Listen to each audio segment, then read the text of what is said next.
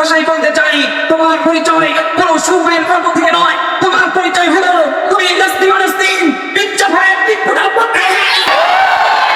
السلام عليكم ورحمة الله وبركاته. الحمد لله وحده والصلاة والسلام على رسوله النبي قاعدة أما بعد فأعوذ بالله من الشيطان الرجيم بسم الله الرحمن الرحيم. يقول جاء الحق وساق الباطل إن الباطل كان زهوقا صدق الله العظيم. আলহামদুলিল্লাহ আমাদের সাথে কথা বলতে আমাদের সাথে ইসলামের সতর্ক সর্ববিষয়ে বিজ্ঞাপন চক্রী এবং আমার সাথে কৃষ্ণ সুরকার বিভিন্ন অন্তর থেকে আসা বীর বিপাশা কিনে প্রশংসা সব সবাইকে জানাই আমার আন্তরিক ইসলামের সময় অভিনন্দন। মুহতারাম হাজরিন, আপনারা সবাই অবগত আছেন যে আজকে আমাদের এই বিষয় উপস্থাপিত হয়েছে তা হলো আদর্শ গঠনের পয়গাম্বর সন্তান। আল্লাহ সুবহানাহু ওয়া তাআলা যিনি সামনে হাল করার বিষয়ে চিন্তা করিবার আলোচনা করার চেষ্টা করব ইনশাআল্লাহ তাআলা। মুহতারাম হাজরিন, আদর্শ সমাজ গঠন ও সমাজের ধর্ম চাহিদা পূরণে পয়গাম্বর সন্তান বিকল্প করেন সুস্পষ্ট। তাই উক্ত আলোচনায় আমাদেরকে জানতে হবে পয়গাম্বর সম্পর্কে। বংশধর অর্থ হলো জাতি, আর বিদ্যালয় অর্থ হলো মাদ্রাসা অর্থ হলো বিদ্যালয়।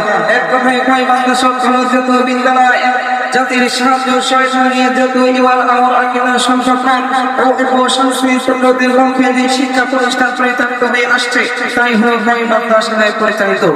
মুহতারাম হাজরিন, আদর্শ সমাজ গঠন ও সমাজকে সুন্দরভাবে গড়ে তোলার জন্য তিনি শিক্ষা পয়গাম্বর শিক্ষার কোনো বিকল্প নেই। তাই এই শিক্ষা ছাড়া কখনো আদর্শ সমাজ সংস্থাপিত হতে পারে না। তাই এই পয়গাম্বর হলেন সবচেয়ে বড় কেন্দ্র। মুহতারাম হাজরিন, এই শিক্ষা সাধারণ শিক্ষা নয়, এই শিক্ষা হযরত আদম আলাইহিস সালাম থেকে শুরু করে আমাদের নবী বিশ্বনবী মুহাম্মদ সাল্লাল্লাহু আলাইহি ওয়াসাল্লামের মাধ্যমে পূর্ণতা লাভ করেছে, যা তিনি তিনি দিয়েছেন। আজ আমরা তার মাদ্রাসার মাধ্যমে শিখতে পারছি। মুহতারাম হাজরিন, এই কওমি মাদ্রাসা পৃথিবীতে যতদূর রয়েছে প্রায় সব কওমি মাদ্রাসায় তার উর্দুর একটি শাখা, তার একটি ছোট্ট নমুনা হলো এই চাঁদপুর মাদ্রাসা। মুহতারাম হাজরিন, আজ এখন আমরা আসল কওমি মাদ্রাসা সম্পর্কে সংক্ষেপে জেনে নিই। যদি আমি কওমি মাদ্রাসা ছাত্ররা আজ দেশব্যাপী মসজিদ মাদ্রাসার মাধ্যমে কোটি কোটি মানুষের ঈমান আমলকে চিন্তা করছে। আজ কওমি মাদ্রাসার অবদানে আজ সমাজে যতটুকু জায়েজ না জায়েজ, যতটুকু হারাম জানা যাচ্ছে তা একমাত্র কওমি মাদ্রাসার অবদানে হচ্ছে।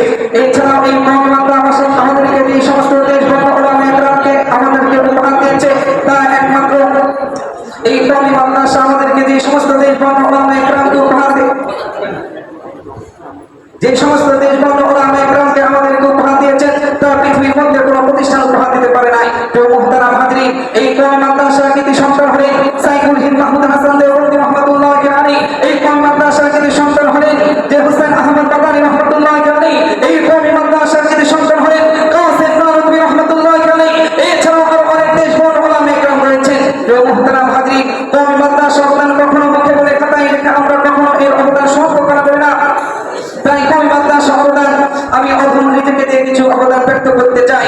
আর যদি এই নাটোর জেলার চাঁদপুর কওমি মাদ্রাসা না থাকতো আমার মতো প্রধানমন্ত্রী আজকে সুন্নতি করতো না। আর যদি কওমি মাদ্রাসা না থাকতো আমার কাছে দাঁড়িয়ে আসতো না। আর যদি কওমি মাদ্রাসা না থাকতো আজকে আমরা শরীয়তের হুকুম আহকাম মাসআলা সম্পর্কে অবগত পারতাম না। তো মুহতারাম হাজরিন, এই কওমি মাদ্রাসার প্রয়োজনীয়তা একটি ছোট্ট দৃষ্টান্ত দিলে বুঝতে পারবে। মাছের জন্য যেমন পানির প্রয়োজন রয়েছে, দেহের জন্য যেমন মাথার প্রয়োজন রয়েছে, দ্বীন ইসলামকে টিকে রাখার জন্য তাওহীদের কালিমা উচ্চারণ করার জন্য এই কওমি মাদ্রাসা তার চেয়ে বেশি প্রয়োজন রয়েছে।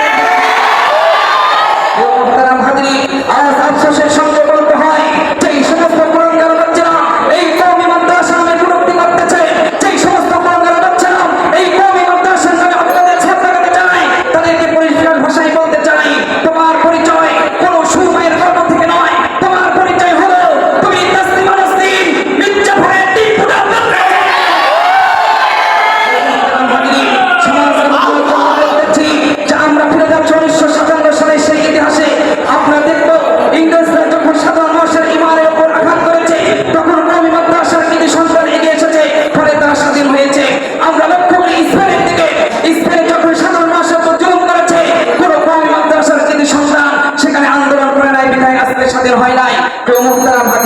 এই বলে আমি আমার সংক্ষিপ্ত বক্তব্য এখানে শেষ করছি।